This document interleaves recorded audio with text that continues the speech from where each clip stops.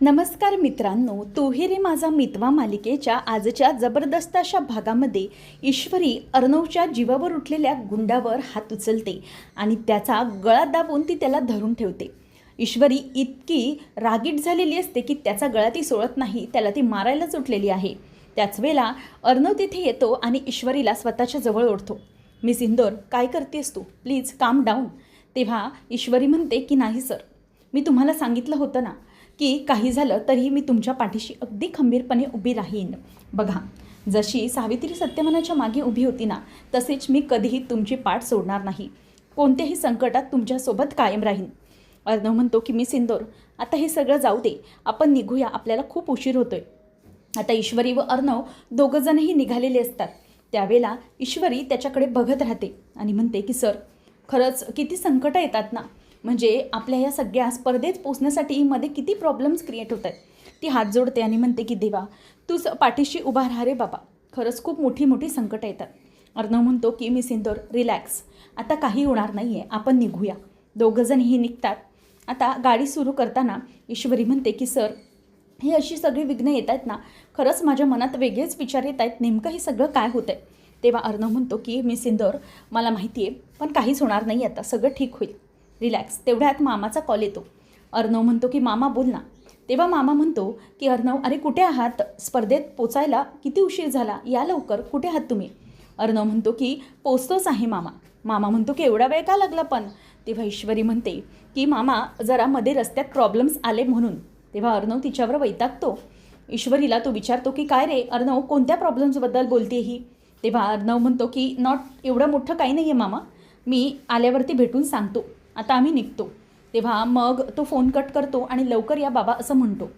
तेव्हा आता अर्णव म्हणतो की मिस इंदोर, कशाला उगाच मामाला सांगायचंच तू, आता ते टेन्शन घेत बसणार.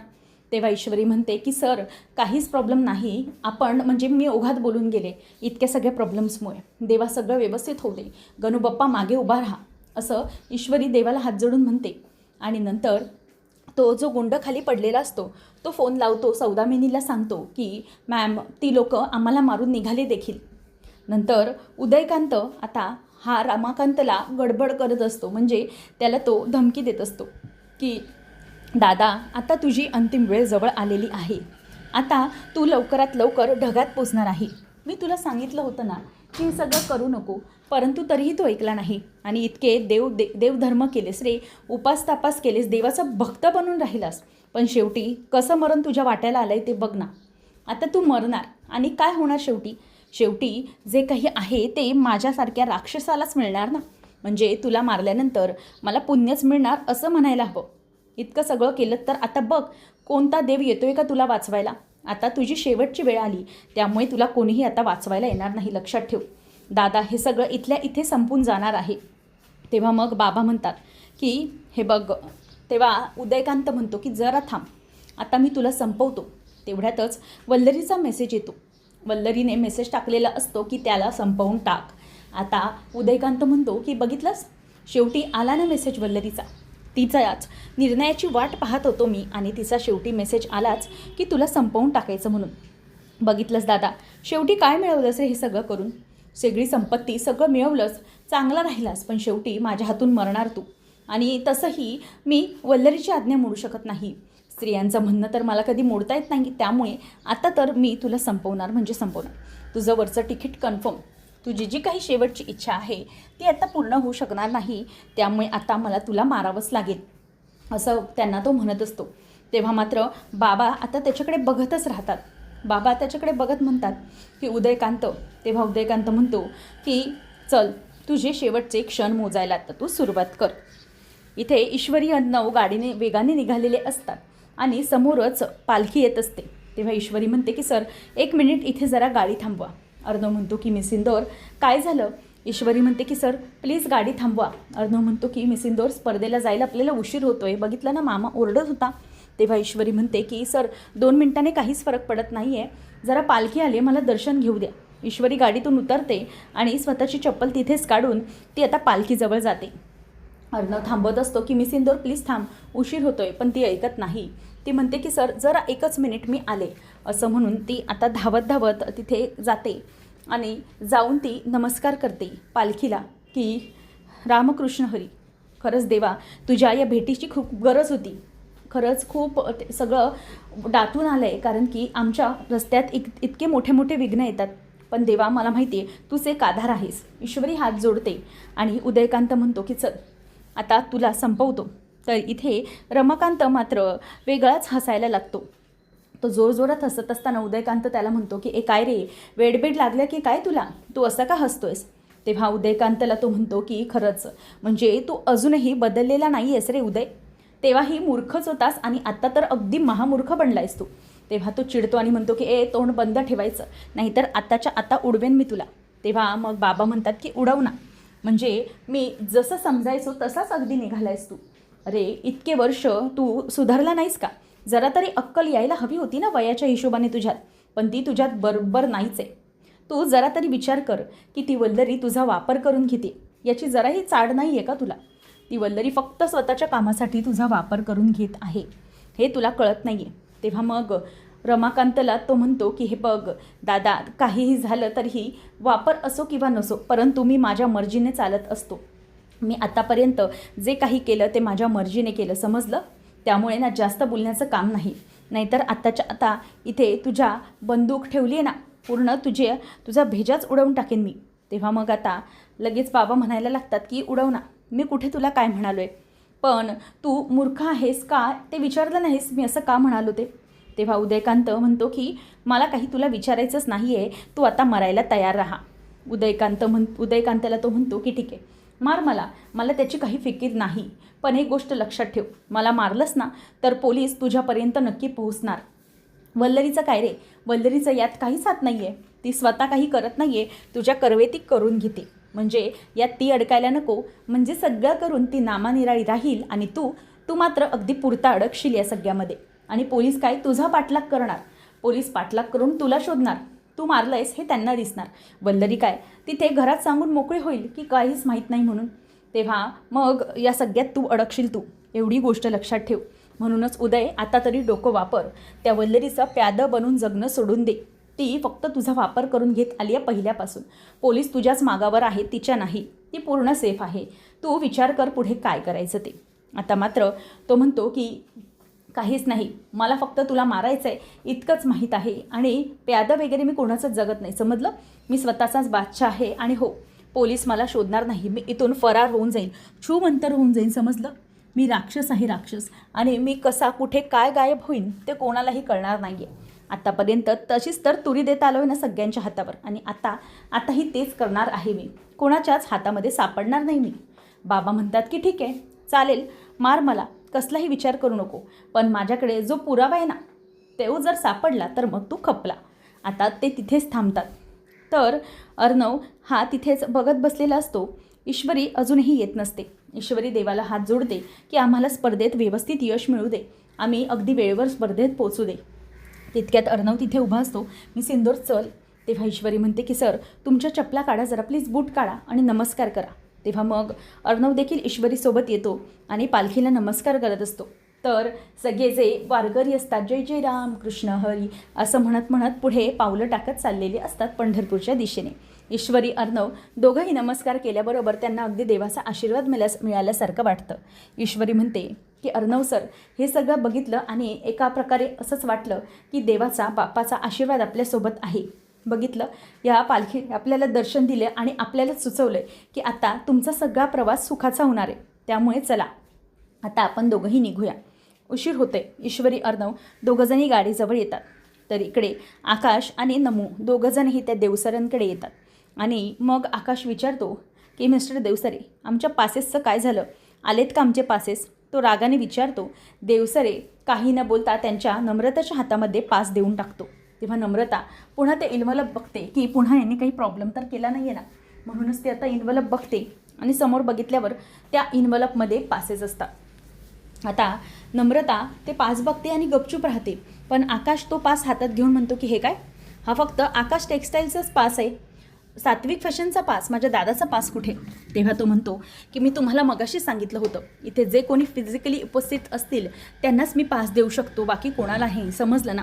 तेव्हा मग तो म्हणतो की पण हे काय, त्यांनी पण स्पर्धेत भाग घेतला आहे आमच्यासोबत, त्यांनी पण एंट्री केली आहे, तर त्यांनाही पास मिळायलाच हवा होता ना. तेव्हा मग देवसरे म्हणतात की नाही. आकाश आता चिडत असतो आणि म्हणतो की प्लीज असं करू नका, त्याचाही पास गरजेचा आहे, आम्ही सोबतच सगळं घेतलेलं आहे. तेव्हा मग नम्रता म्हणत असते की प्लीज आकाश तुम्ही शांत व्हा, आपल्याला पास मिळालेत ना. तेव्हा मग आकाश चिडून म्हणतो की नम्रता तू काय बोलतेस हे, आपल्याला पास मिळाले याचा अर्थ असा थोडीच आहे की दादाला पास मिळू शकत नाही. नम्रता म्हणते की हे बघा आकाश, एक गोष्ट चांगलीच तुम्ही लक्षात घ्या की जर त्यांना पास हवे होते तर त्यांनी वेळेवर यायचं होतं ना, इतका उशीर का लागतोय त्यांना यायला, आणि आपण या स्पर्धेत जिंकू याच्यात तुम्हाला प्रॉब्लेम काय. तेव्हा मग तो म्हणतो की नम्रता मला प्रॉब्लेम हाच आहे की माझ्या दादाबद्दल, आणि हा माझा दादाचा प्रश्न आहे. सात्विक फॅशन काय किंवा आकाश टेक्स्टाईल हे वेगवेगळ्या जरी कंपनीज असली तरीही आपली एक फॅमिली आहे जी तुला चांगलंच माहीत आहे, आणि दादालाही या कॉम्पिटिशनमध्ये भाग घेण्याचा पूर्ण अधिकार आहे, त्यामुळे प्लीज. तेव्हा मग नम्रता म्हणते की प्लीज आकाश असं करू नका, प्रत्येक गोष्टीमध्ये तुम्हाला पर्सनल होण्याची काहीही गरज नाही आहे. तेव्हा आता तिथे सौदामिनी त्या दोघांचं सगळं ऐकत असते आणि ती आतमध्ये येते. आतमध्ये येऊन म्हणते की आकाश काय काय चाललं आहे तुमचं नेमकं बोलणं, म्हणजे कशाबद्दल बोलताय तुम्ही. तेव्हा आता सौदामिनी या सगळ्यामध्ये आकाशला बोलत असते.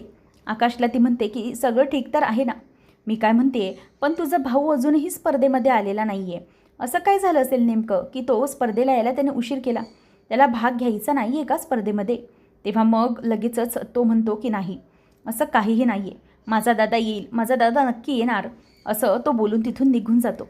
आणि नम्रता मात्र स्वतःचा पास घेत असते आणि निघत असते. तेव्हा सौदामिनी तिला मुद्दाम अडवून म्हणते की काय गं, तू ईश्वरीची सख्खी मोठी बहीण ना. तेव्हा मग नमू म्हणते की हो मी आहे तिची बहीण मोठी. मग तिला ती विचारते की मला सांग मग ईश्वरीच्या विरोधात उभं राहण्याचं कारण काय, म्हणजे सख्खी बहीण स्वतःच्या बहिणीच्या विरोधात उभी राहिली आहे स्पर्धेमध्ये, त्याचं कारण काय असू शकतं. ती म्हणते की नाही कारण असं विशेष काही नाही, फक्त प्रत्येकाला आपली वेगवेगळी अशी ओळख निर्माण करायची असते, प्रत्येकाचा आपला हक्क असतो आणि तो निर्माण करायचा असतो, एवढंच आहे, बाकी काही नाही, असं म्हणून नमू तिथून निघून जाते. आणि त्याच वेळेला सौदामिनी ती गेल्यावर गालात हसते आणि म्हणते की मला माहिती आहे या बाकी काहीच्या नाही मागे भरपूर काही दडलेलं होतं, आणि वल्दरीने तिने सांगितलेले प्यादं म्हणजे ही नम्रताच असणार बहुतेक, हिचा स्पर्धेत ईश्वरीच्या विरोधात वापर करून घेता येईल, ही मदत करेल मला, असा तिच्या डोक्यात विचार येतो. तर इथे राकेश नुसता ऐग कळवळत असतो. हवालदार येतात आणि विचारतात की काय रे काय झालं. तेव्हा तो म्हणतो की साहेब खूप बरं वाटत नाही हो, नुसतं अंग दुखतंय, अंग सगळं धरलं आहे बघा, आणि ताप आल्यासारखं कणकणीसारखं होतं आहे, खूप दुखतं आहे अंग माझं. तेव्हा मग लगेच तो हवालदार म्हणतो की अरे बाबा मग इतका व्यायाम कशाला करायचा, तुला सांगितलं होतं ना इतका व्यायाम करू नको.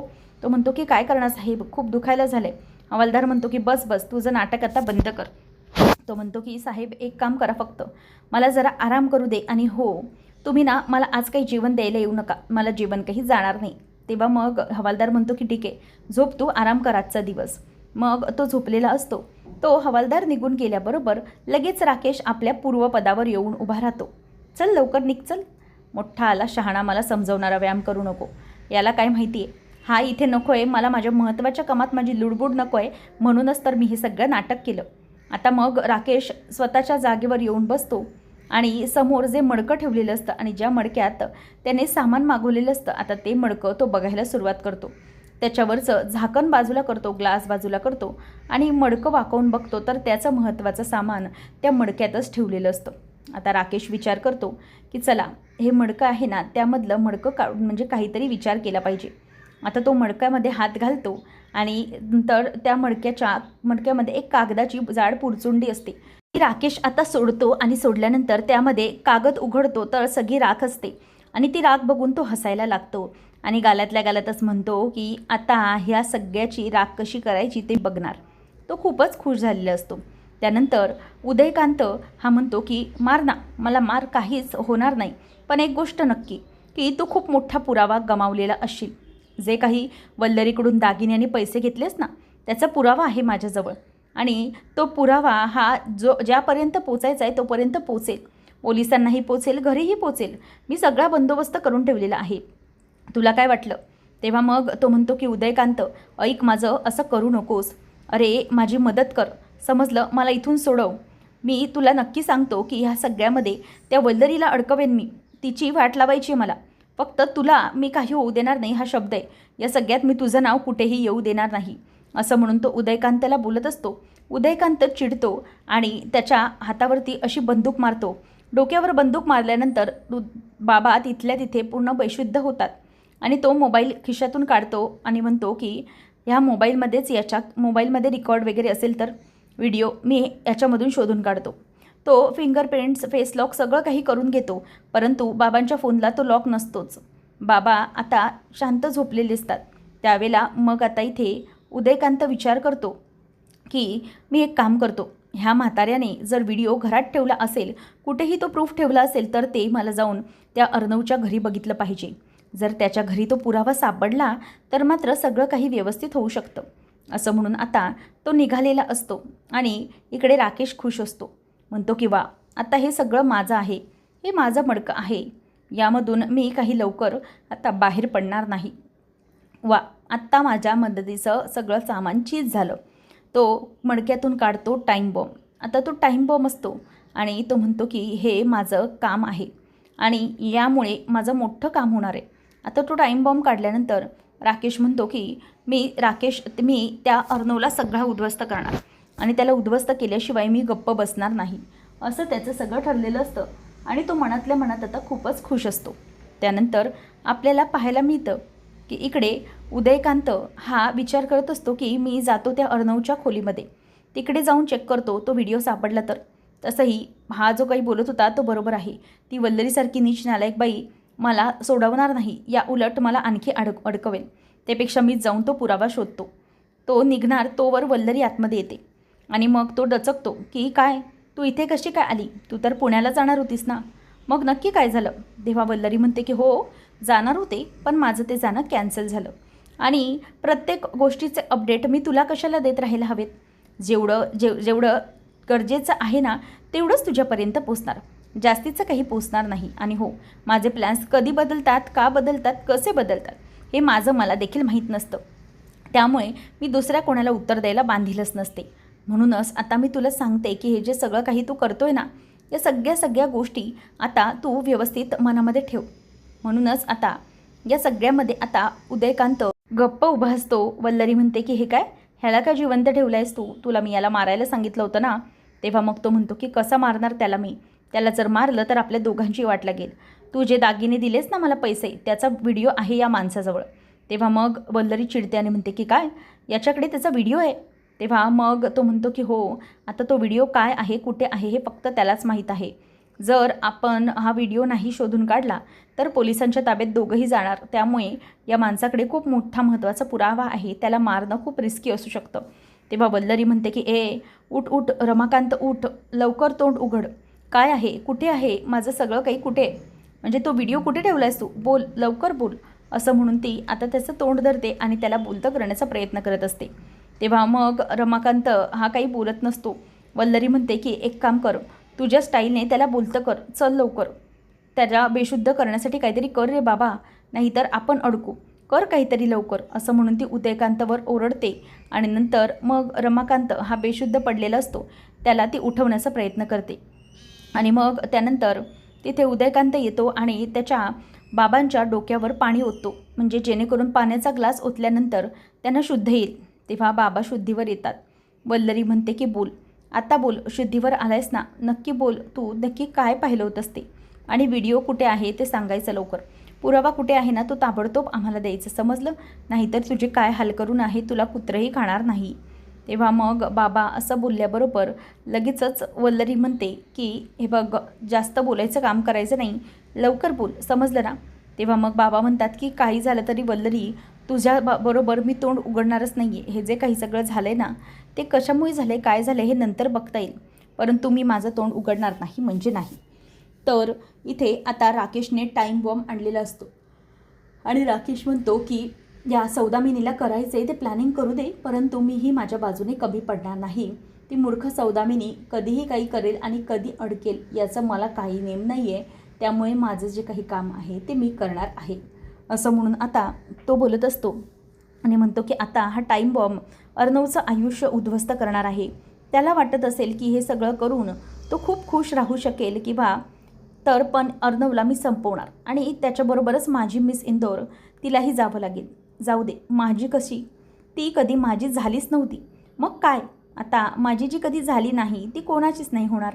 मग प्रश्नच येत नाही माझी होण्याचा. त्या अर्णवबरोबर त्या ईश्वरीलाही ढगाट पाठवून दिलं पाहिजे. दोघांचंही काम तमाम करून टाकलं पाहिजे. म्हणजे कसं आहे, ज्यांना काही भेटायचं आहे ते भेटा, मेल्यानंतर तुझ्यापर्यंत मी पाठवतोच तिला अर्णव, असं म्हणून ते खुश होत असतात. त्यानंतर पुढच्या भागामध्ये आपण पाहणार आहोत की बाबा हे पुढे येतात आणि काहीतरी रमाकांत हा काठी घेऊन येतो आणि उदयकांत फोनवर बोलत असताना त्याच्या डोक्यात तो जोरात काठी घालतो आणि उदयकांत तिथल्या तिथे खाली कोसळतो. दादा असा आवाज देतो आणि तो खाली पडतो. ईश्वरी अर्णव दोघंही गाडीने चाललेले आहेत. तेव्हा मग आता ईश्वरी म्हणते की सर, किती वेळ लागतोय आपल्याला जायला, इतका उशीर का बरं लागत असेल.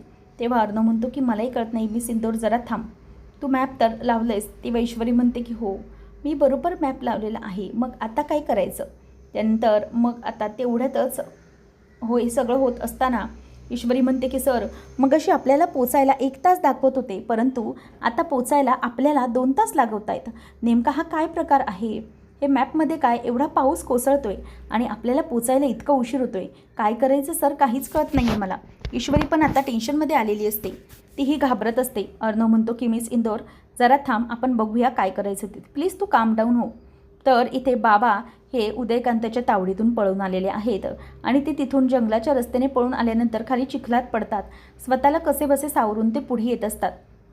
त्यावेळेला मग आता वल्लरी ही गाडीने जात असते. तेवढ्यातच उदयकांत तिला फोन करतो की एक प्रॉब्लेम झाला आहे वल्लरी, दादा हा सोडून गेला आहे, म्हणजेच दादा हा मला मारून निघाला आहे. वल्लरी घाबरते की काय बोलताय काय तुम्ही. नंतर ईश्वरीची गाडी ज्या दिशेने जात असते त्याच दिशेने बाबा आलेले असतात. तेव्हा मग ईश्वरी म्हणते की सर गाडी लवकर चालवा, पाऊस खूप आहे. आणि गाडी चालू असताना अचानकच ईश्वरीला बाबा दिसल्यासारखं होतं आणि मग ती म्हणते की अर्णव सर 1 मिनिट थांबा, इथे बहुतेक तुमचे बाबा होते, असं म्हणून आता ती अर्णवकडे बघायला लागते आणि तिथे बाबाही उभेच असतात. आता बाबांना ईश्वरी अर्णव वाचवू शकतील का, की वल्लरी येऊन बाबांना काही करू शकते, हे पाहणं अगदी रंजकतेचं ठरणार आहे. अशाच अपडेट जाणून घेण्यासाठी चॅनलला नक्की सबस्क्राईब करा. धन्यवाद.